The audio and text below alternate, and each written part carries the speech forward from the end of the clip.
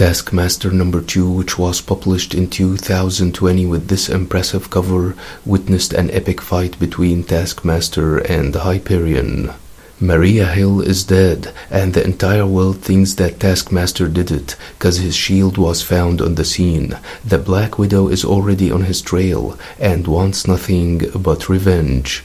Nick Fury, however, believes that Taskmaster is innocent, and says that Maria makes enemies like Frank Castle makes corpses, and she did whatever she needed to do to get the job done. If people didn't like her, they still respected her, and her death comes with a price that will be taken out of Taskmaster himself. Black Widow is coming for him, and she is possibly the greatest killer to walk the earth at present. Fury says that she is better than the Winter Soldier and Elektra, and it goes without saying that she is better than Taskmaster, which is debatable in my opinion. Fury will help Taskmaster, but he wants something in return.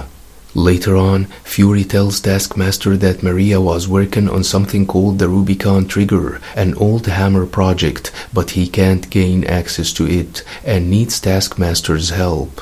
The system is locked to the kinetic signature of 3 people, namely Phil Coulson, director of the Squadron Supreme of America project, Okoye, director of the Agents of Wakanda, and Amy Ha, director of South Korea's NIS Tiger Division. Fury says that Coulson was his best friend, as they served together in the Rangers and S.H.I.E.L.D., but then he was killed by Deadpool during the Hydra takeover business, and then he came back, and now he is running a superhero team for the Pentagon. Fury knew that Coulson would be picking up his comics on that day, and sent Taskmaster to the located shop. Coulson gets the Squadron Supreme books, and asks a man in the shop about his favorite superhero team. The man says that he likes the Alpha Flight, but Coulson says that they are Canadian, then notices that he has never seen this guy before. The man, who turned out to be no one other than Taskmaster, drops his disguise and punches Coulson. He reports to Fury that he got Coulson's kinetic signature before hitting him again. Coulson calls Hyperion, while Taskmaster runs away as fast as he can, remarking that Hyperion is coming, and he is not quite sure why he is running from someone super fast as Hyperion. Hyperion lands with great force and knocks Taskmaster away, telling him to stay down on the ground, or he will have to put him there. Taskmaster, however, throws his shield at Hyperion, who easily blocks it. He then attacks, but Hyperion showers him with punches before lunging at him. Taskmaster gets severely damaged, with Hyperion remarking that he can see that Taskmaster got fractured bones and bruised organs, and tells him to surrender.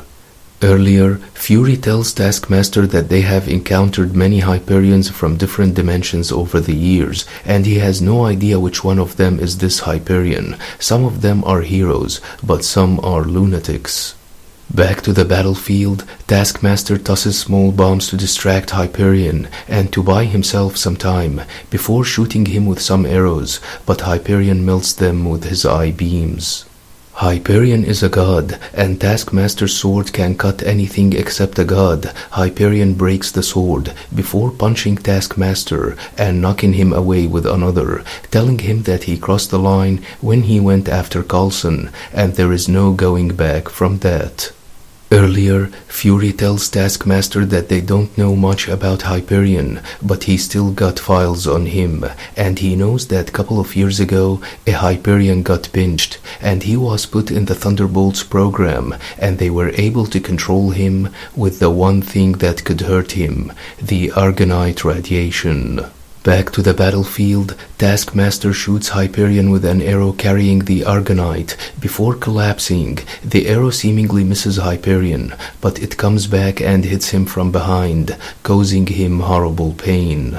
Hyperion falls down, allowing Taskmaster to pound on him. Fury tells Taskmaster to disengage, but Taskmaster doesn't obey the order and beats Hyperion some more. He then puts the dagger on Hyperion's neck, but Fury tells him that they will never stop coming for him if he kills Hyperion. Taskmaster then drops the dagger and retreats.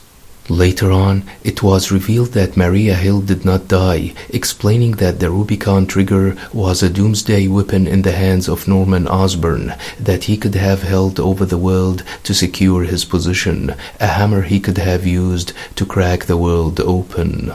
But the siege of Asgard happened, and before he had the chance to activate Rubicon trigger, he had lost, but the program itself was like toxic waste and wasn't that easy to get rid of. Maria was able to get the kill codes for the Rubicon trigger from Osborn himself, and she could destroy the whole system once she unlocked it, but she was no longer S.H.I.E.L.D., so Coulson, Okoye, and Han would never work with an ex-spy no one trusted. She faked her death and framed Taskmaster, putting him in a spot where he had to do what she wanted or he would be dead. Maria admitted that she did it and would do it again to protect people and the world. She couldn't leave a weapon like the Rubicon trigger in orbit around the Earth, and now it's Taskmaster's turn to access the program. He provided the system with the requested signatures and finally gained the access. Feeling that he has been fooled and hating that he was used by Maria, Taskmaster activates the Rubicon trigger, commencing an orbital strike in 60 seconds before leaving, remarking that they will save the day, but will always remember who they are dealing with. I reviewed this run upon its release, but wanted to share it again with those who have recently joined the channel. Hope you liked the video. Don't forget to subscribe, share, and like. Thanks for watching and have a nice one.